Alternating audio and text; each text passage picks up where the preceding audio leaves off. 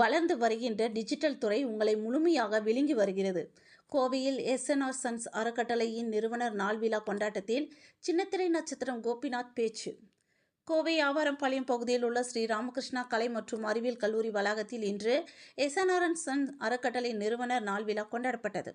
1970ஆம் ஆண்டு மறைந்த எஸ்.என். ரங்கசாமி நாயுடு அவர்களால் தோற்றுவிக்கப்பட்ட இந்த அறக்கட்டளையின் கீழ் மருத்துவம், கல்வி நிறுவனங்கள் உள்ளிட்ட 18 நிறுவனங்கள் தற்போது செயல்பட்டு வருகின்றது. இதனை நினைவுகூரும் வகையில் ஆண்டுதோறும் நிறுவனர் தினம் கொண்டாடப்படுவது வழக்கம். இந்த ஆண்டு இன்று கொண்டாடப்பட்டது. நிகழ்ச்சியினை எஸ்.என்.ஆர். சன் அறக்கட்டளையின் நிர்வாக அறங்காவலர் சுந்தர் தலைமை தாங்கினார். தொடர்ந்து ஸ்ரீ ராமகிருஷ்ணா மருத்துவமனை மற்றும் கல்வி நிறுவனங்களில் பணியாற்றிய 25 ஆண்டுகள் நிறைவு பெற்ற மருத்துவர்கள், பேராசிரியர்கள், ஊழியர்கள் மற்றும் பிற பணியாளர்கள் 16 பேருக்கு விருதுகள் வழங்கப்பட்டது. முன்னதாக சிறப்பு விருந்தினராக கலந்து கொண்ட சின்னத்திரை நட்சத்திரம் கோபிநாத் அனைவரது மத்தியிலும் கூறியதாவது: வளர்ந்து வரும் டிஜிட்டல் உலகத்தில் நாம் ஒவ்வொருவரும் இணையதளம், செல்போன், லேப்டாப் உள்ளிட்ட பல்வேறு டிஜிட்டல் மயமாக்கலில் மூழ்கி வருகிறோம்.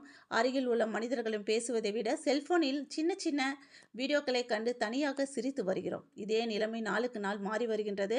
தற்போதைய கண்டுபிடிப்பாக AI போன்ற தொழில்நுட்பங்கள் உங்களை ஒரு நாள் விழுங்கிவிடும். நீங்கள் மீண்டு வர முடியாத அளவிற்கு உங்களை முடுக்கிவிடும். எனவே டிஜிட்டல் துறைகளில் பரிணாம வளர்ச்சிகளை நம்மளுடைய தேவைகளுக்கு பயன்படுத்துங்கள்.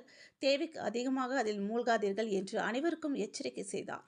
தொடர்ந்து சிறப்பு அழைப்பாளராக கலந்து கொண்டு KPR குழும நிறுவனங்களின் தலைவர் KP ராமசாமி விருதுகள் பெற்ற அனைவருக்கும் வாழ்த்துக்களை தெரிவித்தார்.